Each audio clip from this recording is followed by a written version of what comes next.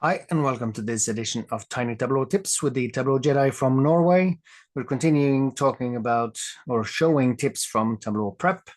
And in this case, we're looking at some Superstore data, the best data ever, but still it needs to be cleaned a bit. So when we look at this, or if we even zoom in, you see that down on the right-hand side, we can zoom into our flow if we want to. So it's easier to see and read everything, and then we need to scroll to move around to see the rest, or we can use this window on the right hand side to move around in as well. And then if you would like to fit everything to one window so you can see your entire flow, that's also quite helpful. And then again, you can get rid of this. But let's have a look at these ones. So you see that we have connected to 4 different data sources, and then there's separate changes done to all of them. This one, it looks like there's a filter. This one has changed type and removed some letters. This one is grouping something. So you see that Tableau is giving you different type of visual indicators of what's going on. So that's quite helpful. And of course, just by adding any step into your flow, if I just add a clean step, it will give you just clean 1, 2, 3, 4. So that's a good tip to always rename these so that you are certain that you know what's going on. And the same goes for all of these. As I said, this is fixing dates.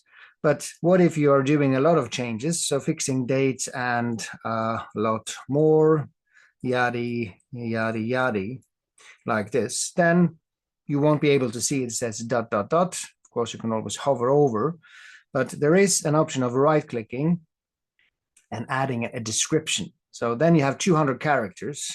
So this is doing a lot of changes, and then you will get the entire text in there, or 200 characters at least. So that's also quite helpful for documentation.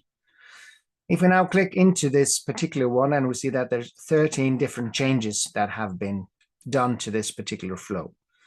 And then if I click on any of these, like this, for example, you see that has done a calculated field region, so it's highlighting that particular field. If I've changed a data type, and I click on order date, you see that order date is again highlighted, so you know where you are in the flow, and you can see where the change has occurred. And that goes, of course, for all of these. Ship date, for example.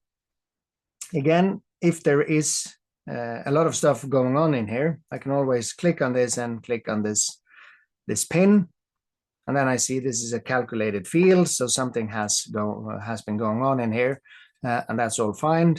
You could go in here and do like you do in Tableau Desktop. This is good, and then add some comment in here. You see that you can also see this is good text in here, but it's still a bit confusing, or it's a bit put or close together, so it's not easy to see everything. We could right click and we can add a description. We are calculating a new ship date to be used somewhere.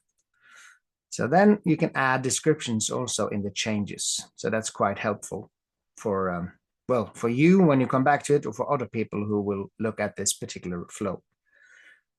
Remember that all of these are being added as you do those changes, meaning that you could take these and change the order of them if you want to. But of course, if you do something or move something to happen before you've done another change, you might get an error message, because maybe there is no order date before you are changing the data type, and then you will get a red exclamation mark. So if you need to change them, make sure that they are in order. And another thing, if you need to use this calculated field ship date somewhere else in the flow, instead of then going in here, edit, copy, paste the text and everything, you can always right click, copy the entire calculated field, and then let's go to this one. We can right click and paste, and we get this calculated field in here. Of course, you need to make sure that in this case, we don't necessarily have ship day, which is one of the, or part of the data that it's being used in here it's using ship date instead of ship day.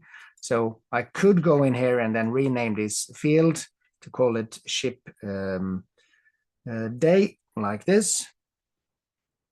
But again, the order matters, so we need to rename it before the calculation.